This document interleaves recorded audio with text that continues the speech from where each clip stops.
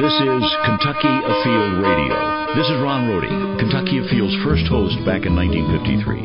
Now, I'm proud to present Charlie Baglin. 12 million. That's how many acres there are of forest in Kentucky.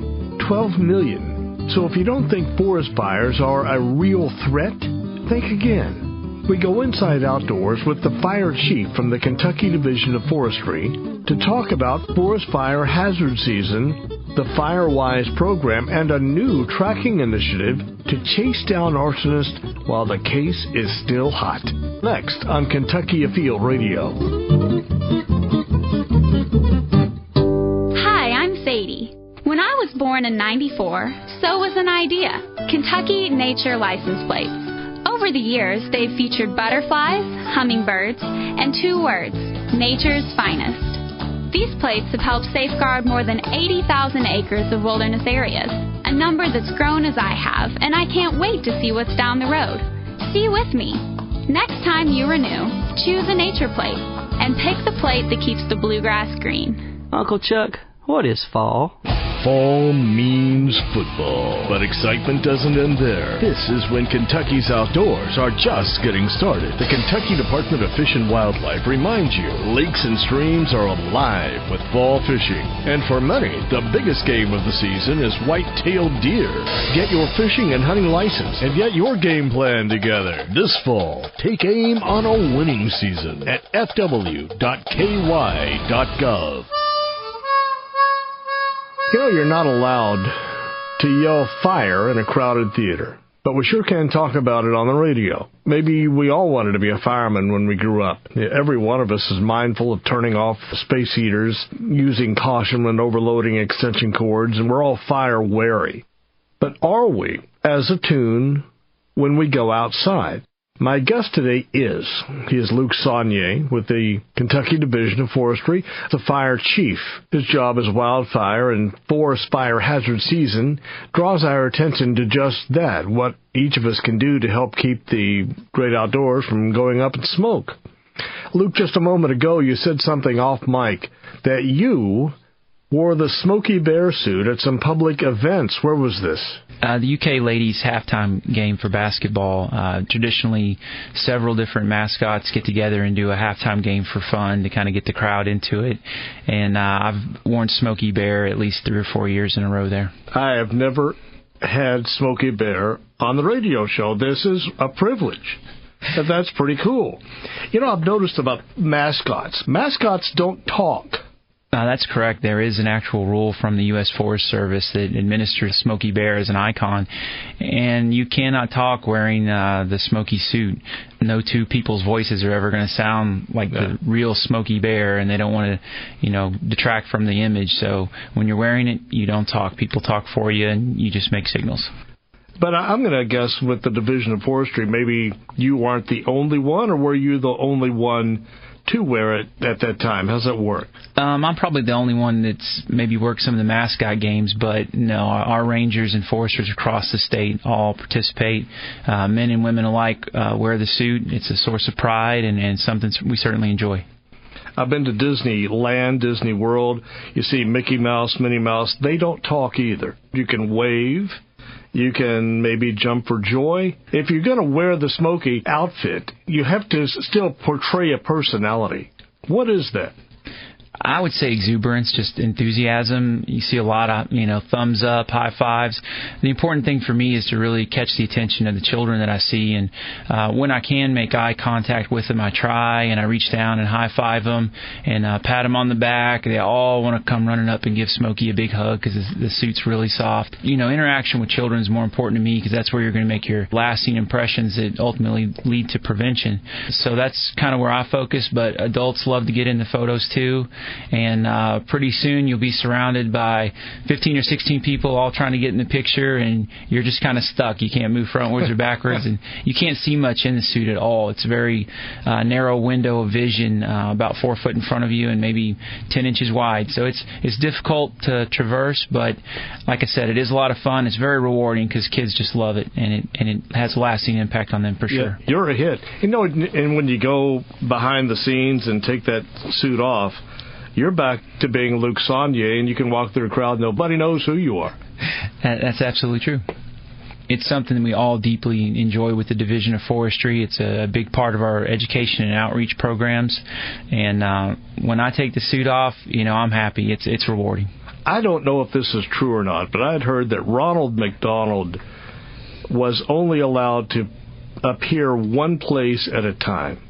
So there wasn't going to be, say, a team of Ronald McDonalds doing public appearances here and there.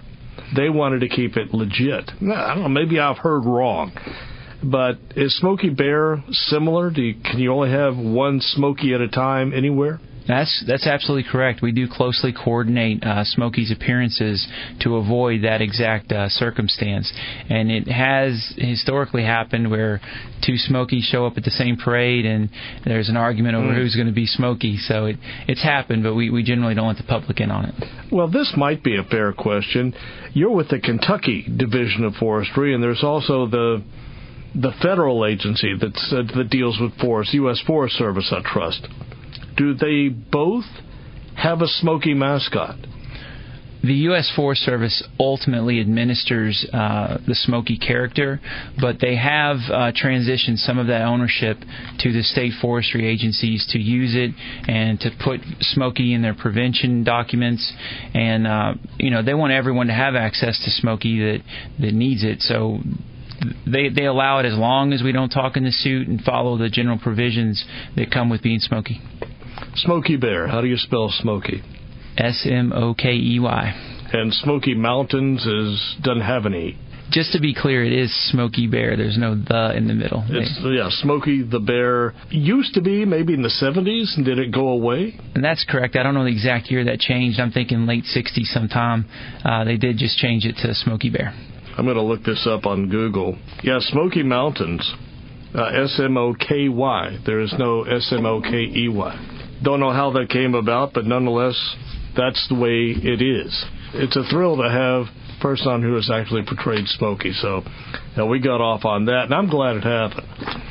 But with the Kentucky Division of Forestry, if there's woodlands in Kentucky, does that automatically fall under your domain? Not necessarily. There's approximately 12 million acres that do fall under our domain in state and private lands. The U.S. Forest Service, they operate on the Daniel Boone National Forest, which takes up a large swath of eastern Kentucky, and we do have agreements in place to help them assist with fighting wildfire on their property and them on our property, but in general, we do not operate on their lands. You have the Daniel Boone National Forest. Do you have any role in that forest, despite the fact it is a forest and it is in Kentucky? No. Aside from cooperative fire efforts, we do not have an active role inside of their boundaries. If I had a 20-acre farm and I owned every inch of it, and there was a forest on it, is that under the Division of Forestry? Yes. Private landowners do fall under our protection and services. You're the fire chief, and hence the conversation about Smokey Bear. But in fall and in spring, there's always a fire hazard season. What are those dates? Those dates are going to be in the spring from February 15th through April 30th, and in the fall it runs from October 1st through December 15th. Is there anything magical about those dates? It depends on your perspective. As far as magical, leaves turning beautiful colors and falling off of the trees and everything turning to winter can be magical. Ultimately, the deciduous forests of Kentucky, the hardwoods, the drop leaf litter, are pretty well what drives the wildfire threat. So in the fall, when those leaves change colors and die, they become a very readily dried fuel source that piles up very thick on our forest floors, and that is the primary fuel through which our wildfires travel. So that's in fall. In spring, if things are starting to become green, become lush, what is the threat then? Well, that threat, it's not a threat. It's actually a good thing. We call it green up, and that does happen close to the April 30th date, which would be the end of the spring fire season. So in the middle of February, when the temperatures can start rising and you start getting that more direct sunlight on that fuel bed to dry it, that's when your hazards start. So the start of the spring hazard season, February 15th, is when the temperatures come back around and heat things up and start fires. So what's the story during summer and winter? During summer and winter, you've got a lot more precipitation and moisture and green fuels that more or less inhibit wildfire from traveling fast enough or expanding to become a threat. In winter, a lot of times you've got snow on the ground. Here in Kentucky, the past couple of years, we've had quite a bit, and snow and dampness and cold weather do inhibit wildfire. Forest fire hazard season is the topic. Fire Chief Luke Saunier with the Kentucky Division of Forestry is my guest, and we'll have more after the break. This is Kentucky Afield Radio.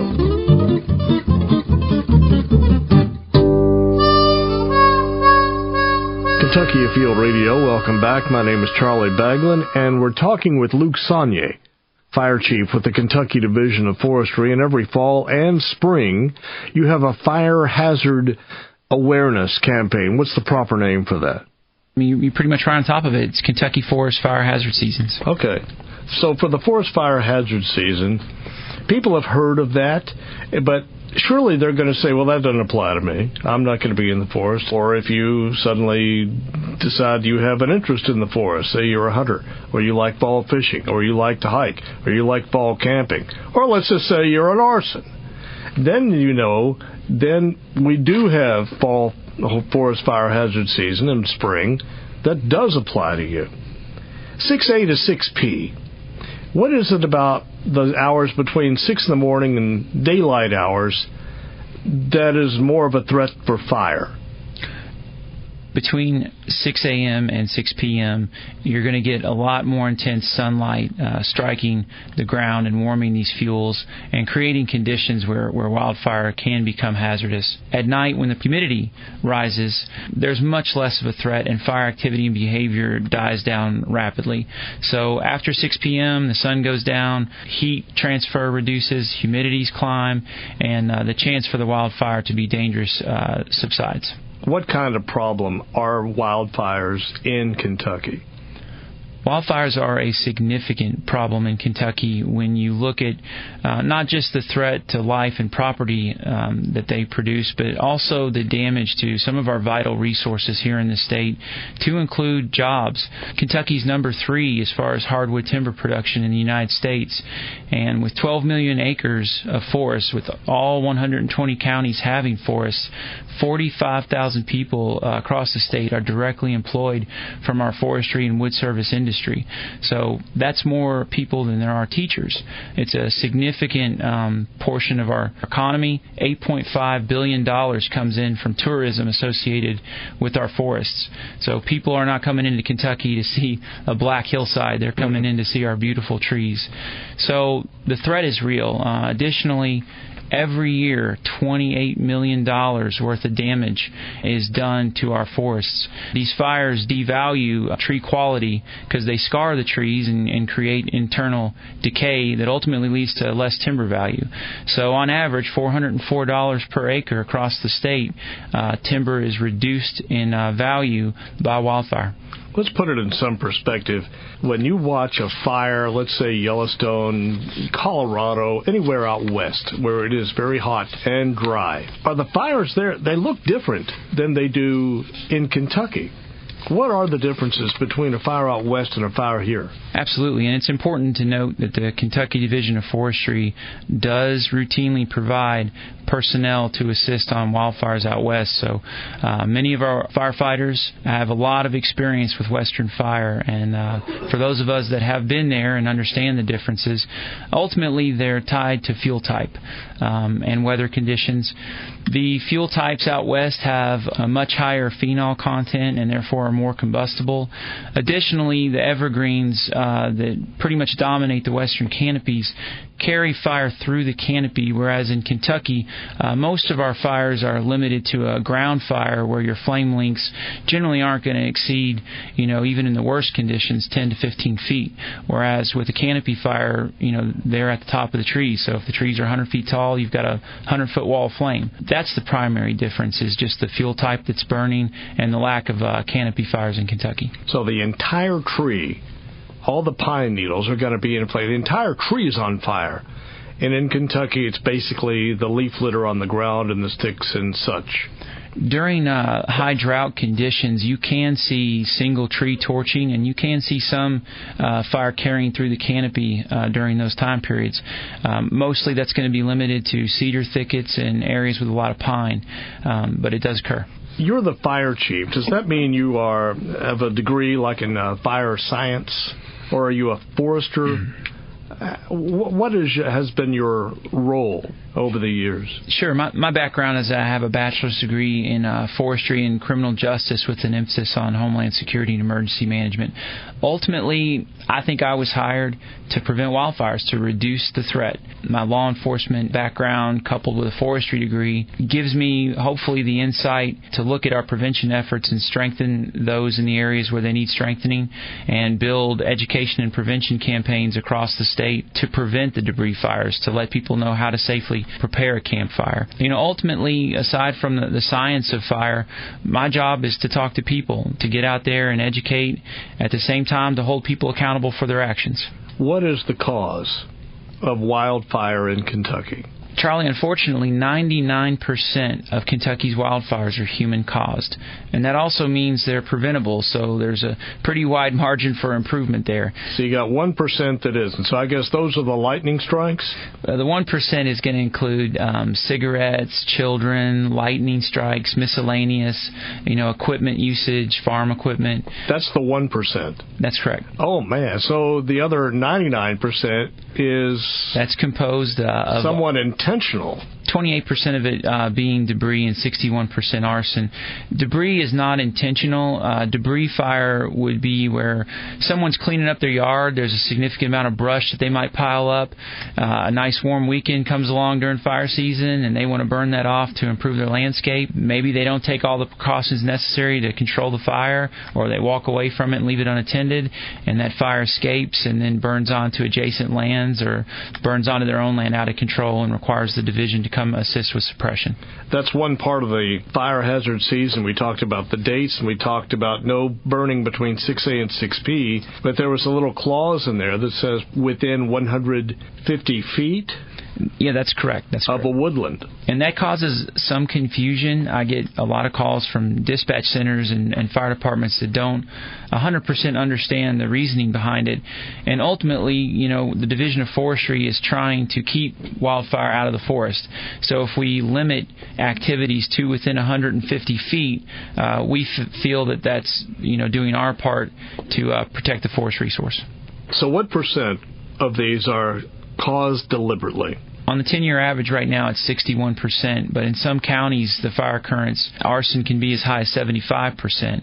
And unfortunately, that is double and triple most of our neighboring states. Do you know much about the mentality, the psychology of someone who likes fire? And I'm sure there's a name for that. And what are they thinking?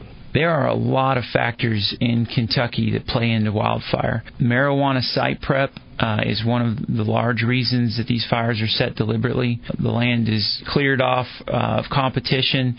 Those nutrients are returned to the soil, and I guess ultimately pot growers can raise a more effective crop. That's one aspect of arson in Kentucky. There's also those that are thrill seekers and set fire just for the simple joy of watching the mountain burn. I remember a song out of the 80s called Pyromania. Is that what it's called? That term is pretty common. It does not exist in the legal world. That term is not used in the courtroom, but nonetheless it is real and it does have application. Some people are, for whatever reason, excited by fire and what fire does and how it consumes, and that is certainly part of some people's mentality. You get a rush. Wildlife habitat is also impacted. You lose the productivity value of the wood, the timber in the forest.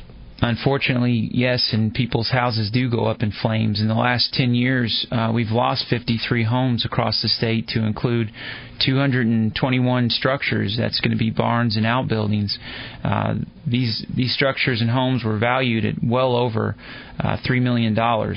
So it's a substantial cost, and unfortunately their lives. We have lost the lives of at least 8 Kentucky citizens in the last 15 years due to wildfire, 3 of which were wildfire firefighters. People are in the woods in fall. They like to hunt. They may like to camp out. They're out enjoying the fall colors.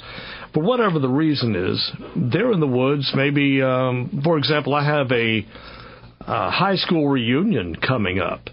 And they said, we're going over to so-and-so's farm, and we're going to have a bonfire. That sounds well and good, but if you're out at midnight and there's a bonfire going on, maybe fire safety isn't the first thing on your mind. Maybe Absolutely. it is. I doubt it. Everyone loves a bonfire. But these things can get out of hand. I love to go camping. There's just something about going to bed at night with the fire still crackling. Therein lies the reason we have the 150-foot law in place, is we just want you to be cognizant of our forest resource and not build your fire too close to it during our fire hazard seasons. Backpackers. Let's talk about that group. Or canoeists out there. You're going to go camping over the weekend. Are you allowed to build a fire, and what precautions should you bear in mind? Yes, you are allowed to build fires. They need to be built in our designated camping areas.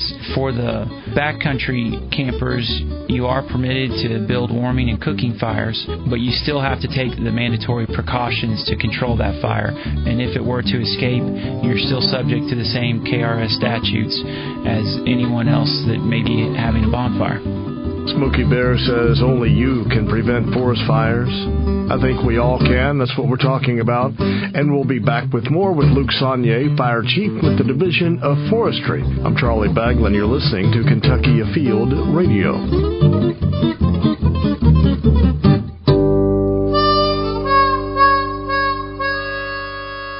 This is Charlie Baglin back on Kentucky Afield Radio. You've heard me say a few times on this show that there's nothing better than a dog.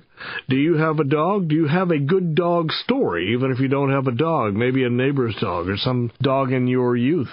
Tell me that story. I want to know a good dog story from you. Send me a photo if you'd like, and we'll share it here on the air. You can find us on Facebook, a great place to put that story.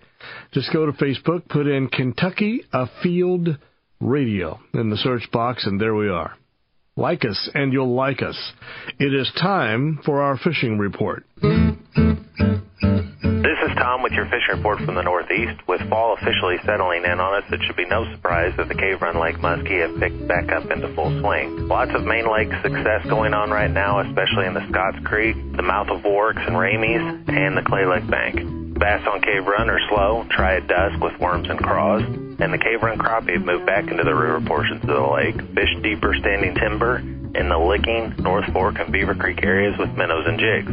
Similar stories up on Grayson. Largemouth are holding a little bit deeper and being caught off of plastics, and crappie have moved back up into the rivers and creeks around deeper structure and standing timber. Finally, trout will be stocked into our Red River Gorge streams in the very near future. This includes Middle Fork of Red River, East Fork of Indian Creek, and Swift Camp Creek.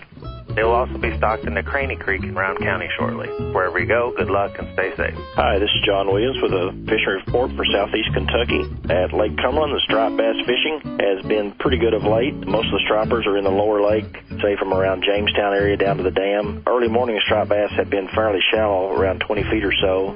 Should get some jump activity as the water cools down. Otherwise, they're down 30 to 50 feet, or some even in deep pockets around 60, 70 feet deep, being caught on live bait. If you can slow troll those through the schools, they're pretty stacked up right now. Also, trolling jigs on downriggers works.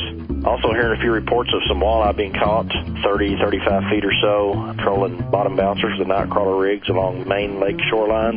Elsewhere in the area, Brickyard Ponds over in Knox County, one of our Finns lakes, is being stocked with hybrid sunfish this week. Excellent area to go try with your family. As always, good luck and good fishing. This is Rob Rold in the Northwestern Fishery District. Rough River Lake and Old Lynn River Lake are our two major reservoirs.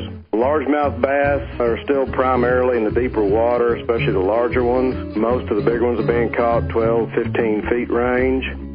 As are the crappie for both reservoirs. Starting to pick up a few more crappie, but most of the larger ones, again, are still in the deeper range. Catfish are probably our most active species right now, especially around trees or other woody debris that's blown over. They like to hide in those as well. On the Ohio River, catfish are still doing well below the tailwaters at Cannleton, Newburgh, and J.T. Myers locks and dams. That's an update from the Northwestern Fishery District. Please remember to be safe on the water. Always wear your life jacket. Bagman back on Kentucky Afield Radio into our second half hour.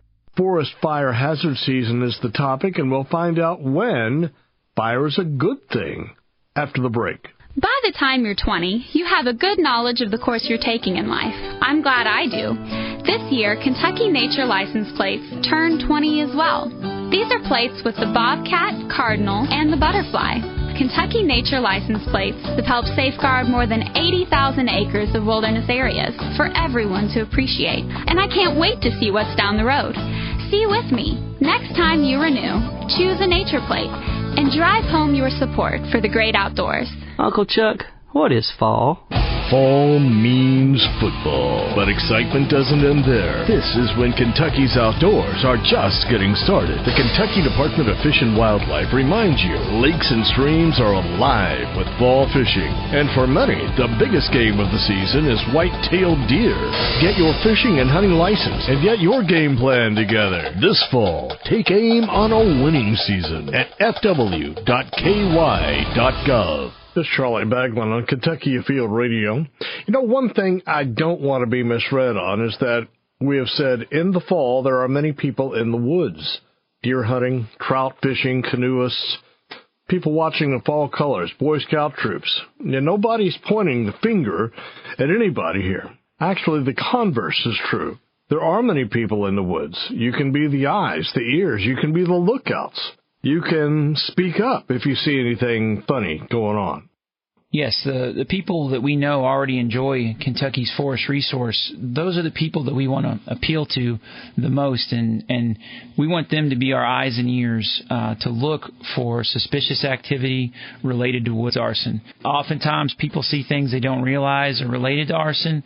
It's important moving forward to protect the resource that people that love Kentucky's forests become more active and more vocal about reporting arson. We do have the Kentucky State Arson Task Force with the arson hotline that can easily be contacted. You can leave a tip anonymously. There is up to a $1,000 reward.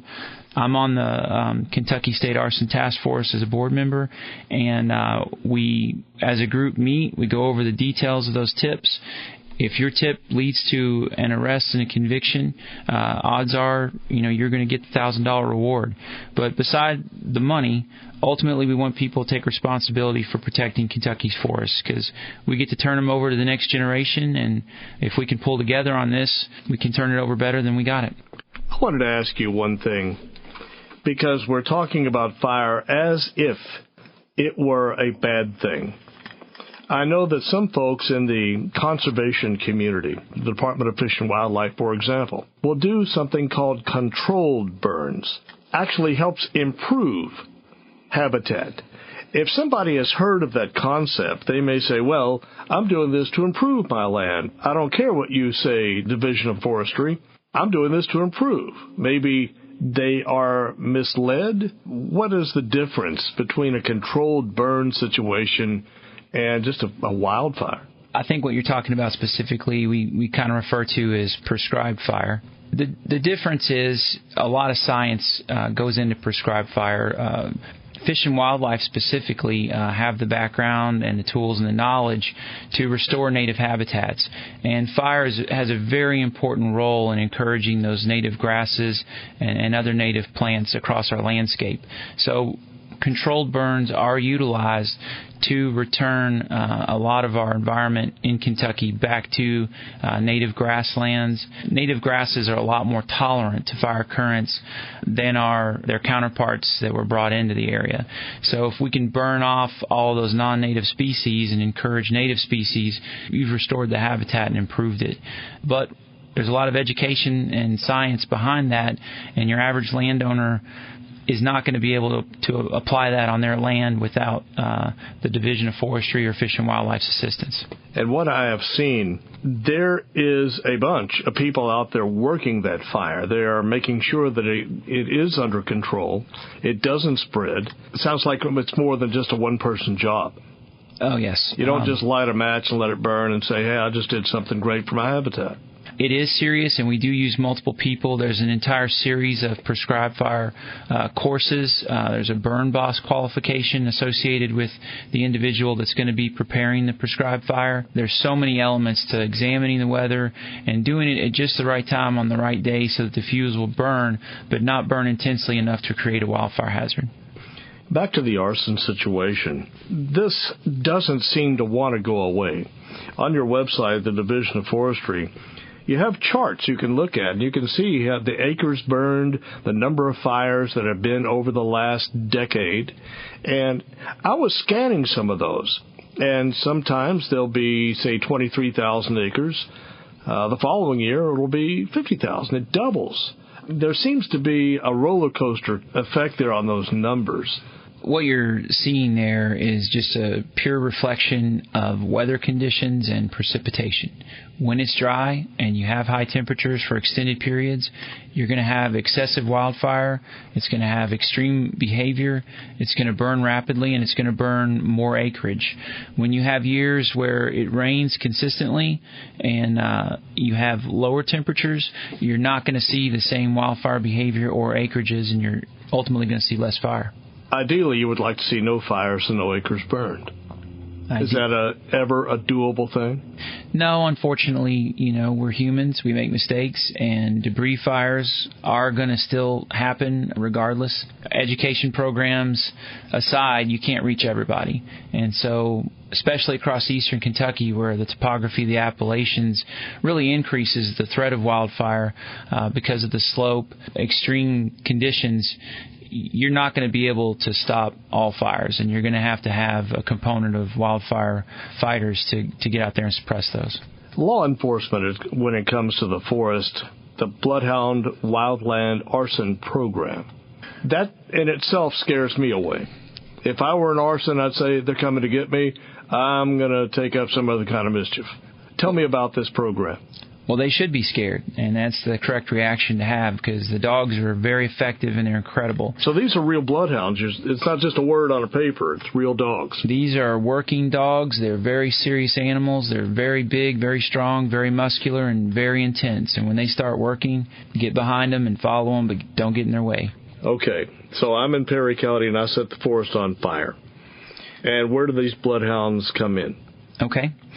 Once we have responded to a wildfire, we do an initial investigation and determine, based on the fire's origin, that it was arson.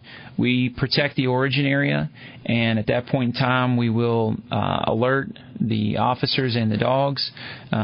They will travel to the fire. They will scent the animals around the origin area, and the animals will then pick up on the trail. And there's been documented cases in history of bloodhounds tracking people for 130, 150 miles. We've had really good success with the dogs. In 2012, I joined the Southeast Arson Task Force, comprised of the lower 13 states.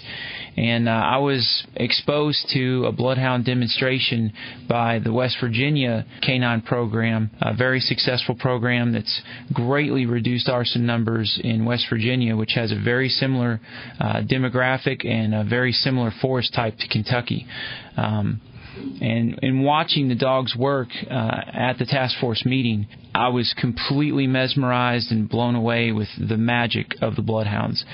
Every portion of their anatomy is perfectly designed to capture scent, hold on to it, and track it. All the folds and wrinkles on their face catch scent.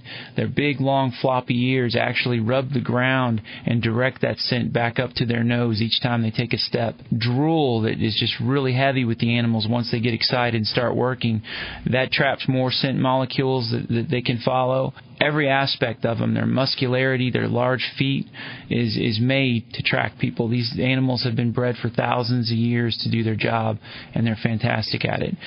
They can show up on a fire, in fact, days after the fact, and still successfully track that arsonist back to their home or wherever they traveled from.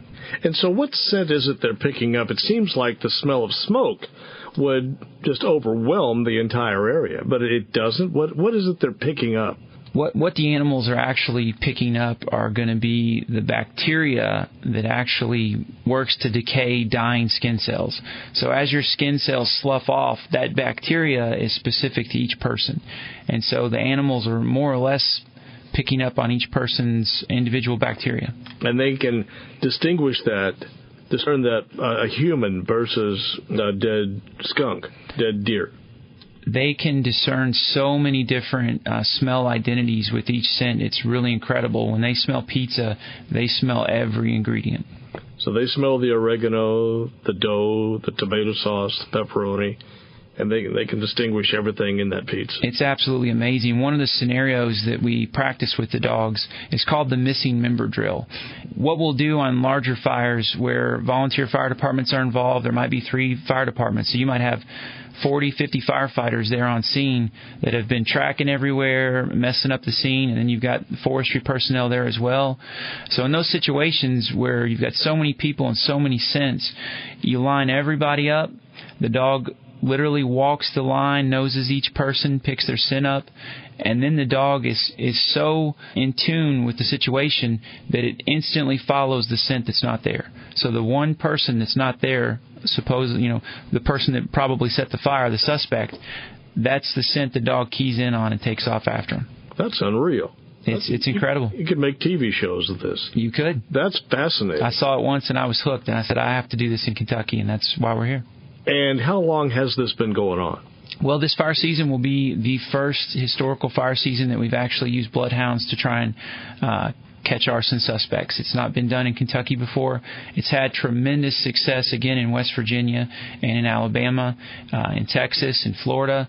And ultimately, we're trying to mirror the success those states have had reducing arson with the bloodhounds. So they're going to pick up my scent in Perry County. They're going to follow me back to my house. But it seems like there's going to be a missing link there. They follow me back to my car. Then what? How do they track me then? These animals are so gifted with scent that if your car window's down, they can still track you running down the road. So the car is not a limiting factor. Even with one of the windows down, these animals will still track you. That's amazing. And so then a state police officer comes knocking upon my door. Mr. Baglin, where were you when this fire was ablaze? Is it a line of questioning like that? Just questions? Absolutely. At that point, you probably caught me. Yes, the jig is up. And so is this segment. Forest fire hazard season is the topic. Back with our final few with Fire Chief Luke Saunier with the Kentucky Division of Forestry. This is Kentucky Afield Radio.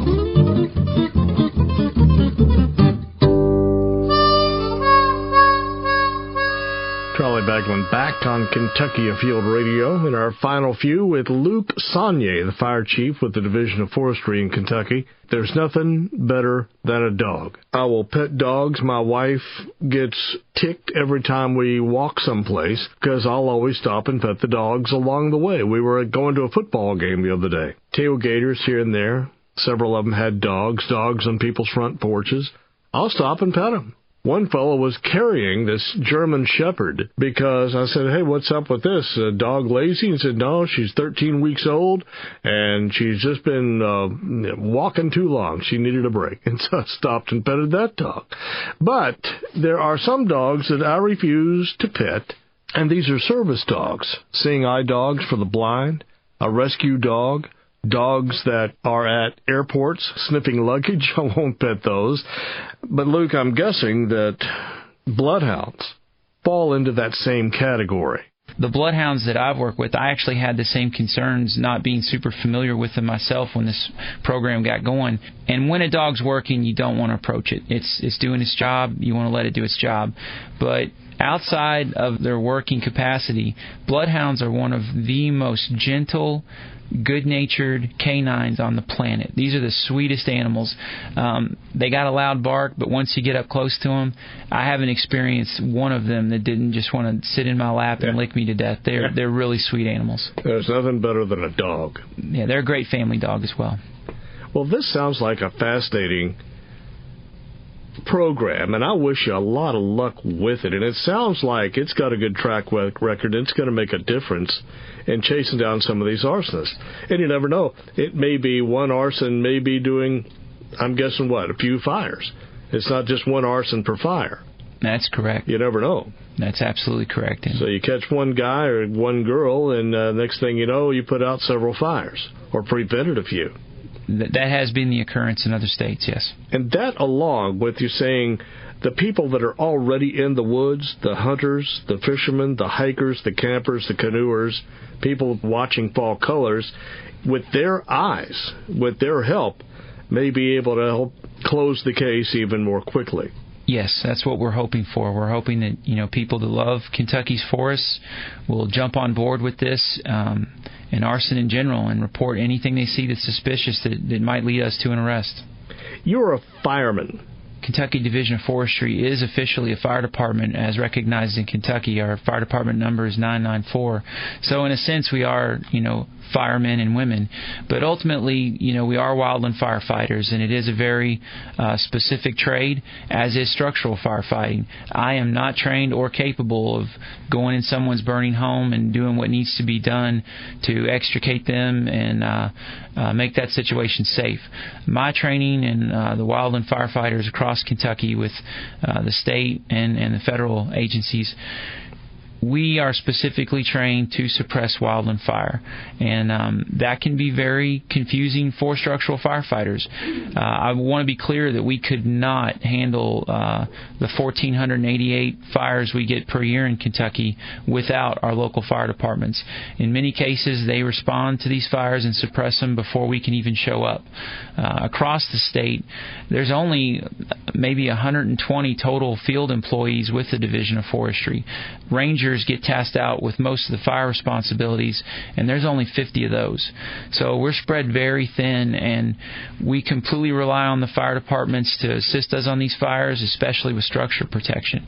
When I talked about how many we lost in structures, the one thing I didn't mention that doesn't get advertised is during the same 10-year time frame, we saved 6,000 homes, 3,000 structures, which valued, $345 million. So you have another program there at the Division of Forestry called FireWise. What's that? Sure. The FireWise program was developed primarily for western fires, but made its way here, and it's been a highly effective program in Kentucky. And ultimately, because of the scattered distribution and rural conditions across Kentucky, every landowner and homeowner should feel a certain amount of responsibility to take measures to protect their own property from wildfire. And there are some really easy steps that each person can take that lives within a wildland urban interface, which is called a WUI, to protect their homes. The FireWise program is basically oriented to reach out to homeowners in these areas and show them exactly what needs to be done to reduce their risk from wildfire. The FireWise program is geared to work with communities and make those communities a FireWise community to have a greater impact on more homes. But we will work with individuals as well. Luke, before we close, let's say I am out in the woods and I do see some shifty business going on. How do I report it, and who to? The most direct number to contact is going to be the Kentucky State Arson Task Force hotline, and that number is 1-800-27-ARSON. Again, that's 1-800-27-ARSON. An operator will take your information anonymously if you choose, and your tip will be forwarded to the appropriate investigator who will take action. Up to a $1,000 reward is possible if a conviction is reached through your tip. If in my panic I can't remember that number, is it okay just to call 911? Anytime you're reporting a wildfire or a fire in general, the first thing you need to do is call 911. In the event that you witness something suspicious, this arson tip line is there to relay that information. The woods are wonderful places, and I hope that through you they continue to be. I'm impressed that you've come by with all this interest. The bloodhounds really has my attention. I think we're going to be reading some about that this fall. Yeah, you're going to be reading about it and seeing them on TV. We've got an associated media campaign to get the information out to Kentucky, and we'll have commercials. You'll see the bloodhounds everywhere, hopefully. when we're reaching out to people in Kentucky that are outdoorsmen and love to hunt, we want you to be the eyes and ears, and we got the nose covered. Talking about the bloodhounds again. Yes. Sounds like a great program. Luke Saunier, thanks for coming by. One last question I always ask my guests. Do you text and drive? No. Good man. All right, man. Thanks. Thank you, Charlie. Before we close the show, let me give you those dates again. The spring forest fire hazard season, February 15th through April 30th, and then fall forest fire hazard season, October 1 through December 15th. No burning within 150 feet of forest between the hours of 6A and 6P. And the Arson hotline, again, if you have anything to report, is 1-800-27-ARSON. We are out of time. This is Charlie Baglin inviting you to join us in a week, and we will go inside outdoors again, right here on Kentucky Afield Radio.